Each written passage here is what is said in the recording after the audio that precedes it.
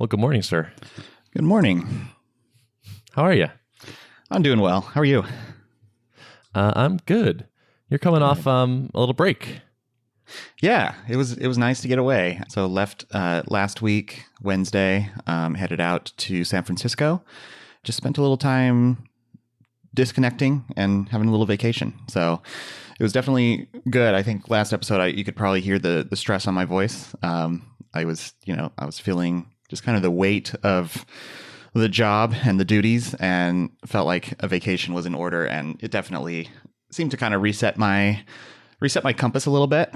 I realized that I hadn't actually taken a full vacation where I'm like truly disconnected, leave my computer, in the room and go out and explore the world for like, I don't know, 7 months or something. So I tend to do this like where I blend my vacations, where I take some time away, but I have my computer and I'm always like doing a little bit of remote work. And I don't know, I've discovered that really doesn't constitute, disconnecting for the purpose of recharging. Like when you keep your toe dipped in it a little bit, it just doesn't have quite the same effect. So explored around San Francisco, played tourist. I spent a fair amount of time in the city because my wife's family, she has a bunch of family up there. But this time we decided to not, instead of just hitting the usual spots we go to, we just kind of like pretended like we were tourists and did a bunch of GPS guided walking tours. I don't know if you've heard of the app Detour. It's a company founded by the dude who founded Groupon, Andrew Mason.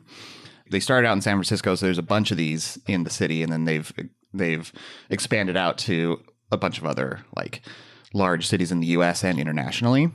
You can sync up with another person if you're with other people, and it tracks where you are, and so it knows to like stop when you haven't reached the place on the map that the next stop is. And they're really, really well produced. So recommend those. That sounds awesome. Yeah. I love doing walking tours of new cities. Yeah. That's like my favorite way to get to know a place. Yeah. Like we stayed in the Mission District, and I had not explored that area very much. I knew there was a lot of great restaurants there, coffee shops, and just it's kind of a hopping area these days. So we did one, and it kind of took us through a bunch of back alleys and areas where there's like, now here's like a whole entire 3 blocks worth of murals on the walls. And, here's how it kind of walks through the history of the district and some of the, places where like, the population that was there before was kind of fighting back against certain things, protesting, techies coming in and moving into the area. I don't know, just all kinds of rich history there that I wouldn't have known to explore those areas had I not been on this tour. So that was fun. Totally. And even if you had gone there by chance, you wouldn't know that there's this story behind it. Right. I would just be like, oh, wow, cool, a mural. Huh. Yeah. I did a walking tour in Berlin, and it blew my mind because the history there is incredible. We had a live guide, and he's like, and check out the pockmarks in these columns. Those are from shrapnel, from bombs that fell on the city. And it's like, you would never have ever picked up on that. Yeah, there were similar things like we were walking down this street. We did several of these. So one was like on North Beach side of the city, and they were like these odd random iron columns there at one intersection. It was like this was like a gate to one of the ports or something like that. And now like there was a bunch of infill past that. So it just looked like these random like metal gates in the middle of a city intersection. And it was like, yeah, this used to be where a port was. So that was just, crazy. Yeah. I love that stuff. That honestly is my favorite way to get to know a new place. Yeah, me too. Gives me so much more appreciation for it. So your mood is elevated? It is, yeah. I came back feeling refreshed. A noticeable thing, it's always a good test to go away for a while and come back and see what shape things are in. Like, is my inbox totally piled up and out of control? Is it going to take me a week to dig out of it? That certainly used to be the way things were when a lot of things were kind of on my plate and I didn't have a team to rely on. But coming back, it was noticeably like not that bad. It's always a little bit when you come back from vacation, but it was definitely not as bad as it used to be. And I feel like it only took me about a day to kind of get through the backlog. So that was encouraging. Yeah, obviously the app didn't burn down while I was gone. So and I knew it wouldn't, but so that was good. And we talked a bit about yoga before. It's like something that, I should be getting some activity and exercise, and I've already gone twice this week, and I think that's already helping. So, oh yeah, totally. Yeah. It's like the cheat code for happiness. Yep. I'm often shocked at how little it takes. Mm-hmm. Like just a couple bouts of exercise makes a huge difference for me. Yep, totally. So Nice, yeah, dude. I'm feeling better. I'm on the roller coaster. It's an up week. So Good. Yeah. That's awesome. I'm glad to hear it. What kind of yoga you doing?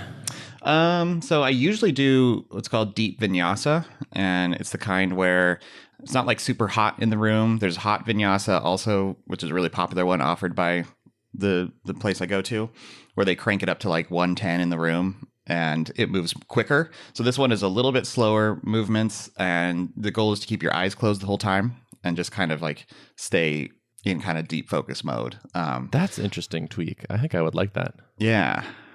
I definitely get distracted a little bit. And I feel like having my eyes closed would help. Mm-hmm.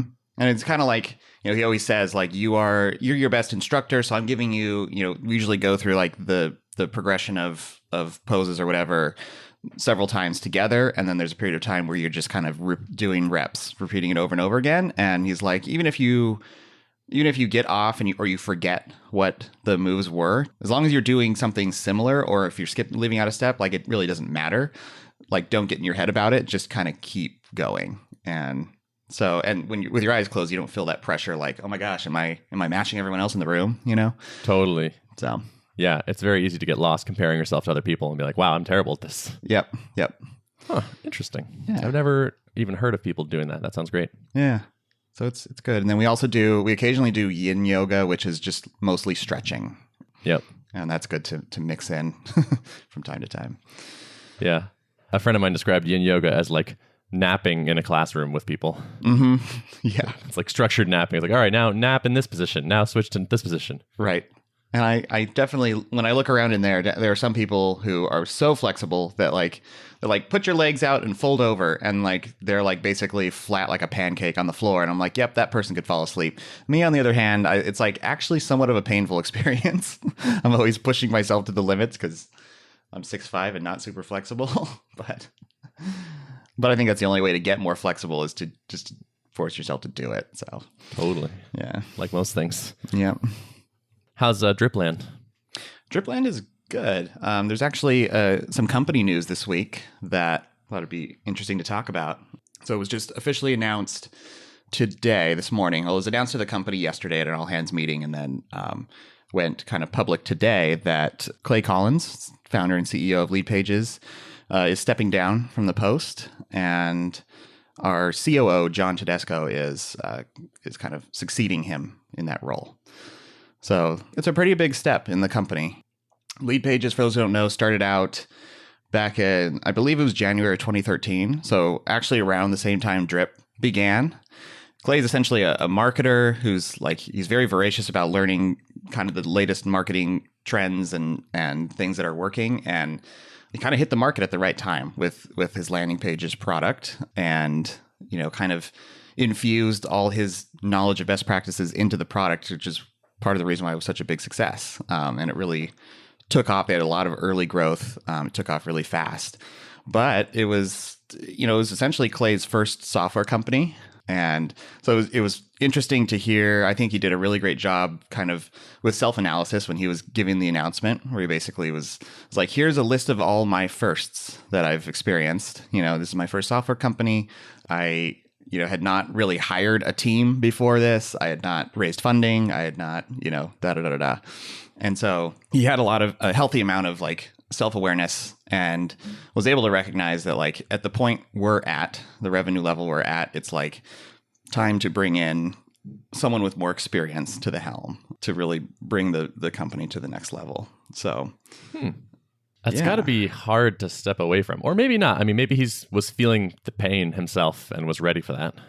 But I could see how it would be difficult mentally to be like, okay, and now I will take this thing that I've grown from, nothing and hand it off. Right.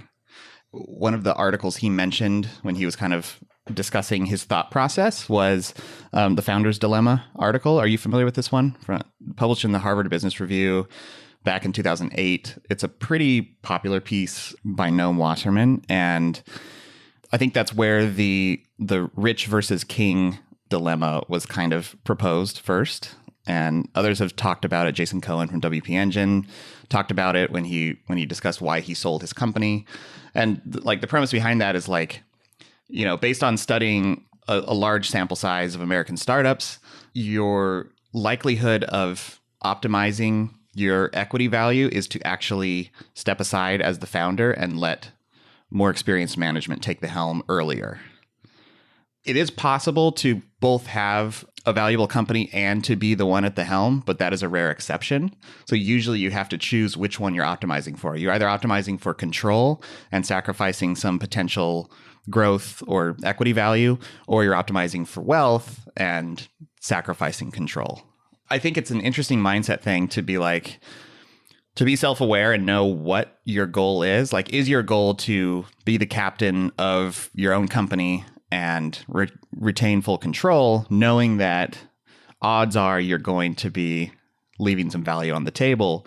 Or is your goal to like see this enterprise grow beyond your capabilities? And I think that certainly factored into his thought process, and it got me thinking. I'm curious if you have thoughts about what you in your entrepreneurial endeavors want to be optimizing for. You know? Yeah, no, that's a good question. It's not really wealth, honestly. That's never gotten me super excited. At the same time, like I've read that Jason Cohen article, and he's having burritos with someone. And like, what do you do when you're eating a burrito and the person across from you offers you so much money you never have to work again? So I haven't been in the situation where I've had to like make that choice. But just from my own self-awareness, from what has interested me so far, the wealth part is not that interesting. I'm fairly frugal naturally, and so I've generally had more money than I needed. Wanted is a different question, but like I'm certainly fine. I do very, very much value time, though, and freedom. And this is actually funny. This dovetails interestingly into an article I read yesterday. So this came across my Twitter feed yesterday by Jeff Goins, and the title is "Don't Build a Business Because You Want Freedom." Yeah, and I was like, "That's interesting." Do tell. Yeah. So I clicked into it, and this guy was building a consultancy, and they're hitting at about $1 million a year, and he's starting to feel more and more stressed. And he reaches out to Seth Godin, who was apparently someone he admired. Well, first of all, this is a beautiful illustration of how awesome Seth is as a person, which is he sends Seth an email. They've never talked before. He's like, "Here's my situation. I'm totally stressed. What would you do?" And Seth's response is, "Call me," and his phone number. I just love that. He's just so generous in that way. And like, what a person to just respond to a stranger that way. He included a couple quotes from his conversation with Seth. And one of them was, "Don't build a business because you want freedom. Build a business because you want to run a business." And that really struck home for me, where I was like, yeah, that's a great way to think about this. There's an extent to which I think I value freedom more than running a business. And I had been thinking of like the business is the ultimate freedom. And I think that's a very common thought. Like when I tell people, "Oh yeah, and I left my job 2 months ago," they're always like, "Oh, congrats. That's amazing. You have the best job in the world now." And I'm like, well, sort of. So this article sort of caught me at a perfect time, where it's like, yeah, I'm realizing and internalizing the fact that in a way you are giving up freedom to run the business. Like the truth behind why we start businesses is that I think the source of freedom is wealth, right? Like having, like Jason talks about this, and I like Jason's perspective because I know he's not speaking as someone from a perspective of greed. But he's like, let's be real, there's a freedom line here where beyond a certain point, I don't have to work another day in my life. Therefore, I can allocate my resources the way I want. I can allocate my time the way I want. I mean, to me, that's the actualization of gaining freedom by means of a startup, is by, obtaining a sufficient level of wealth where your time definitely doesn't correlate to dollars anymore, and you're free to do what you please. Do you feel free right now? I'm not entirely financially free. Like I haven't crossed the freedom line, I'll say, that Jason talks about. Interestingly, I do feel still ambitious to get there. Like I don't feel like the time has come for me to coast in my career. Yeah, I still have a fair amount of ambition. I have it in me to go out and tackle that and see how far I can get on that trajectory. Yeah, see, and that difference, that distinction, I think is important, because I don't think the ultimate freedom is a lack of ambition, or I don't think that ambition will go away. I can't picture being like, oh, now I have X dollars, now it's time to just sit on a beach eternally. I think that's sort of like the fantasy that people expect to have happen that in practice doesn't really work out. I feel like you see this over and over in like retirees, for example. Like it turns out having a purpose and having structure and a thing to do is actually really, really good for you. I'm skeptical of the ultimate freedom of not needing to work for money as being that good. Like I already feel like I don't need to do work I don't want to do for money.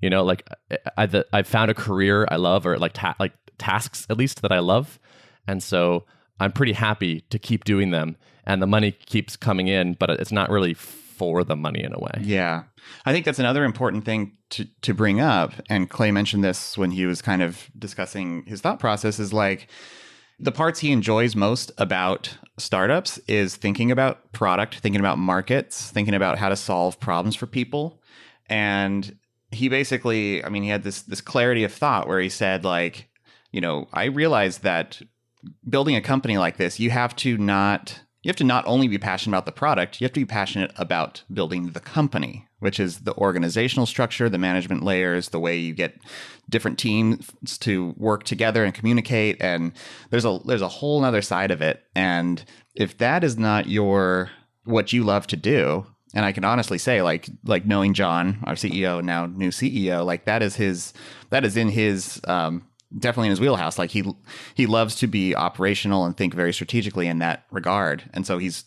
a great fit for the position. And Clay, you know, realized that, you know, that's just not him. That's not what drives him. And I think I feel similar to Clay in a lot of ways, where like the part that gets me most jazzed is to be creative, to be a maker, to build product. And so, you know, as I think about like a future company that I may start, like I could certainly see removing myself from the top leadership position. I don't know at what stage it would happen, and I keep coming back to Jason Cohen because I'm pretty sure this is the model he's followed with WP Engine, which, by the way, he started after he already had his life-changing amount of money, right? So he didn't go retire. Right, exactly. And step back into the ring. Yeah, and he's not the CEO of WP Engine. You know, I'm pretty sure he has an individual contributor role where he's like still writing some code and stuff. So, but he's the founder and he owns a big chunk of it. So he's still, you know, getting those benefits, but he's basically doing the work that he really loves to do and also gets to be the founder of the company. I feel like that's the best of both worlds. So, you know, life goals. Yeah, it's good to be talking and thinking about these things because I think there are a lot of variables that you can tweak that people often don't think are variables, right? You can design your company and your role in the company to a pretty high degree, I think. You just have to think about it and realize that I don't have to be CEO or I don't have to build a giant company. Like this person in that article that I liked decided that what he wanted to do was scale down. And they let a bunch of people go and let some clients go, and then decided I want a team of 3 other people, and we're going to be super small and boutique, and we're going to focus on just profit, not growing revenue at all. And that now he's like less stressed and happy and likes what he's doing, and things are good. Yep. I think it's important to break outside the mold of feeling like if you're the entrepreneur, the founder of the company, that you need to be CEO, you need to be in control of all the decisions. I mean, it's probably for some people it's an ego thing. Other people it's just a control issue or whatever. But like, I think it's an important realization for founders. Like they talk about this in the Founder's Dilemma article, where like a lot of them are just adamant that they must be, because they're the ones that envisioned the V1 of the product, they must be the one to run the company that sells that product. And it's like, it's important for founders everywhere to get outside of that mindset and feel like you're not sacrificing prestige or any of these other things by demoting yourself or replacing yourself with someone else. Often that's the best thing for the company, and it's the best thing for your maximizing your own wealth. So yeah, you might be though. I mean, to the layperson, like when you say I'm CEO, everyone goes, "Ooh, wow, that's fancy." But I think that's one of the things you have to sort of ignore. I think another aspect of that is, this is another manifestation of that hedonic treadmill, where like your business makes $200K a year. Like now I want it to make 4, and now I want it to make 8. And you just, every level that you reach feels like, you know, normal. And then you just want the next one. And it's so easy to just get stuck on this idea that more growth equals better, more people, more money, all that. That's like a never ending, like that there's always going to be a bigger number. So if that's what you're always looking to as your goal, then you're on a path to burnout, Good philosophical discussion. Yeah. I didn't realize how much this would get my wheels turning, but as soon as, kind of Clay gave his talk and then I've just been thinking through this Founder's Dilemma article. It's like, it's really good food for thought, I think. I mean, it's what it feels kind of lofty to be thinking about. Like, if you're one person starting a company, do you really need to be thinking about like your goals for when your company is really large? But I do think it's important. It's an important mindset thing to get set early on. It's like, what are you optimizing for? And that can be kind of your guiding, your set of guiding principles as you make decisions. Yeah, totally. I love that. I think thinking a couple of years down the road and saying like, do we want to be 20 people or do we want to be 3 people or do we want to what numbers do we care about maximizing and what kind of personality do we want to have? Yep. I like that a lot. Mm-hmm. Do you have more stuff or you want me to take it over? I think I'm ready to hand it over. What's going on all right. the course? Well, first, a couple other little like admin things. One is that you and I were on Startups with the Rest of Us this week, or at least we recorded it. That was pretty fun. Been listening to that podcast for a while, so being on as a guest was awesome. So I think that won't come out for a handful more weeks, but we'll drop a mention when it does. I love, you got to say, being a guest on a podcast, it's just the nicest, easiest thing. It's like so little, like I did basically no prep. It's just like you just show up and expect someone to ask you questions that make you sound interesting. Yep. Rob awesome. is a good interviewer, host to be with. I always feel comfortable. Yeah, he did a nice job hosting. And speaking of that, by the way, if you want me on your podcast, just let me know. I'm down. There you go. So that was fun. And then I finally got my health insurance situation squared away. Nice. A classic to-do item where it had been hanging over me, and I was expecting this horrible process, and it turned out it was like actually totally fine. Okay. What did you end up doing? I cheated a little bit, I'll admit. So I had my assistant start the process for me, which is like, research some things and like help me pick one and then get the application started. But that wasn't apparently that much work. So honestly, like the part I did was I went to the website. She's like, here you go, like go here. And I filled out a form with not that much detail. And they're like, okay, you're approved. Your insurance starts on this date. Nice. Cool. Yeah. So done. You mentioned this assistant. Is this a VA or where did you find this assistant? No, she lives in Boston. I posted on Craigslist. I've had very good Craigslist luck in general. I wanted someone that was local and in person so that she can do like in-person type tasks. Because I find that really valuable. Like I really dislike R&D type things. Like go to City Hall and get the permit for the whatever. It's like, oh my God. So I wanted someone that could do that for me. I pay her $25 an hour, but I don't use that much of her time. So it's like not really a big deal. So are you locked into a specific amount of time every week or is it just basically flexible? Nope, totally on the fly. So she has a day job. So she fits me in. I think she has one other person she does this for, just sort of around the edges, but that's fine. I don't generally need stuff during the day. Like evenings and weekends are fine. And it's been wonderful, honestly. I extol the virtues of having an assistant to a lot of people. Almost no one ever does anything towards it, but it's been totally worth it for me. Yeah. Yeah. I mean, Rob's always been a proponent of outsourcing things and, especially in business, having VAs and stuff to do menial tasks. But I feel like stepping up to an assistant, even at your early stage, seems like an intriguing idea. Yeah, and it's funny, like you said, stepping up. It's like funny. People think of it as like this big thing or this fancy, flashy decision or something, and it's just really not. It was one Craigslist post, and I Square Cash her some money every so often, and it's like no big deal. But I think it's actually this whole freedom versus wealth writ small, where it's like I'm trading a little bit of wealth for more freedom, and I'm happy with that exchange. Mm-hmm. Yeah, totally. So yeah, health insurance good. And yeah, course stuff. Published a new video last week on speeding up slow test suites, or at least I published a sample of it and got a couple nice emails about it. Again, someone said, I think this is the best yet. You're hitting the pacing and the timing and the explanation was all good. And you didn't lose me throughout the explanation. So I do feel like I'm kind of getting in the groove even more, which is nice. You feel like your time to produce is your time to produce a video decreasing as you get in your groove? It is a bit. The part that I'm noticing I'm getting better at is actually the editing. It still takes me a while to create the content, to write the code, and to record it. Those are all just time consuming. But I am getting better at recording in a way that I can edit quickly. So when I mess stuff up, I know how to back up and repeat the last sentence and then pick it up. And that gives me an easy edit point so it sounds natural and the breath is still where it's supposed to be and all that. Yeah, nice. And I'm using Final Cut Pro now, which just has like some slightly better affordances for editing stuff. So I'm using a slightly better tool. And yeah, so there's some just small optimizations. It's still laborious. It's still, I wouldn't call it fun, but it's nice to get it done. And I'm working right now on video 5, which for me psychologically has a really nice feel to it, because it's like, okay, if I'm going for 10, then after this, I'm more than halfway done, or I guess halfway done. So it's like, it feels good. Something about 5 feels a lot better than 4, so I can't wait to ship this one. Speaking of hitting the groove, I'm stealing an idea from Gary Bernhardt. So I saw him live stream a practice run of one of his upcoming videos. And I'm going to do that actually later today. Oh, I think I got that promo email. Yeah. Well, I haven't emailed it, so that would be surprising. Oh, maybe not. Okay. I thought you mentioned it somewhere that you were doing a live stream. No? I tweeted about it. Okay. Maybe it is a tweet. Okay. All right. Yeah, I am going to email people on the list, so you will get a promo email. Okay. Maybe you were just telepathic right there. Yeah. I have gotten some good feedback from people where they're like, oh, this would have been a nice thing to mention here. And I'm like, that's true. And I'm not going to go back and edit that because it's just a little bit too annoying to cut stuff in. But I do think it's really nice to get some early feedback from people.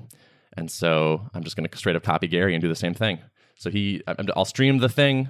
Hopefully, even if there's just a handful of people there, get some feedback on what parts worked, what parts were confusing, and then roll that feedback into the video. And then probably take that video down after not very long, because it'll cannibalize some of the core stuff, maybe, or maybe not. I don't know. We'll see. But I think that'll be a sort of a nice middle ground of getting feedback in a lightweight way. Mm-hmm. Mm-hmm. We almost mention Adam every episode now, but Adam Wathan does his live coding sessions with his new app Kitetail, and I've dipped into those a few times, and I'm like, this is really cool. You know, I feel like anyone who's like wanting to see the sausage made can check in and see an experienced app developer going through their thought process, and you know, it's just totally, it's a cool thing. It's a great sell your byproducts, or not quite sell it, but get good use out of the things you're doing anyway. Right. Technique. Right. It's your sawdust. So, yeah, I love it. Yeah, exactly. I've been thinking basically about there's like 2 numbers that I care about right now, I think. One is like videos produced per week, and the other is new subscribers to the list per week. And I'm hoping this live stream thing will help the second number without impacting the first number. Yeah. I like that. So yeah, get a little metrics behind it. Yeah. So yeah, I will naturally like mention, hey, by the way, if this looks cool, mailing list, I will know next week if I saw any bump in new subscribes and things like that. So I'll mention that next time. And then the last thing I have is a marketing idea.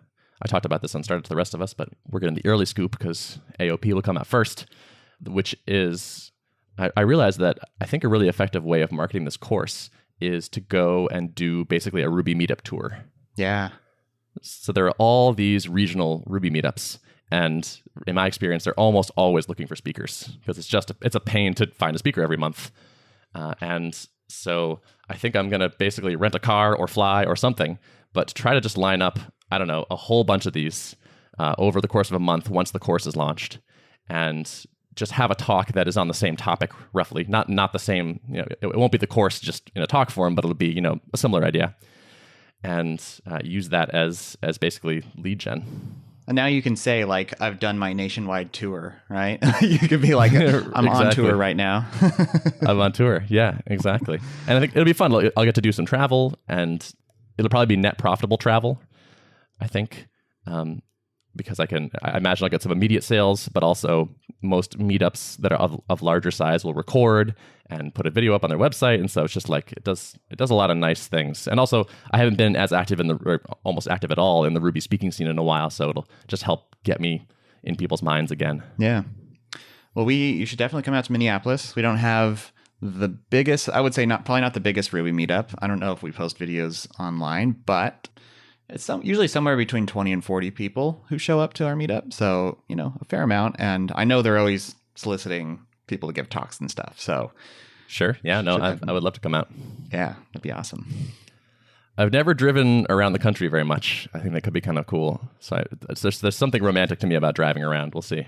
Yeah, I drove from California out to Minnesota when we moved and hit a bunch of states I'd never been in and saw stuff, and it was cool. Like, there's a lot of the country that's, admittedly, like, lots of cornfields, flat lands with corn, but it's still cool to hit different spots. When my dad was younger, he drove his motorcycle across the country with a friend of his. Nice. And he said, if you're going to drive across the country from the East Coast, fly to Colorado and then drive the rest of the way. That's basically what we said. The flyover. It's like, once you leave the East Coast, the middle's it's a little so-so. Yeah. Yeah. It may be that it makes more sense to just fly to individual places. But yeah, we'll see. To run the numbers and all that. But I'm excited about that idea. I like it. It's like it's social and fun, and I think it'll work. And it just has all the hallmarks to me of something that I want to do.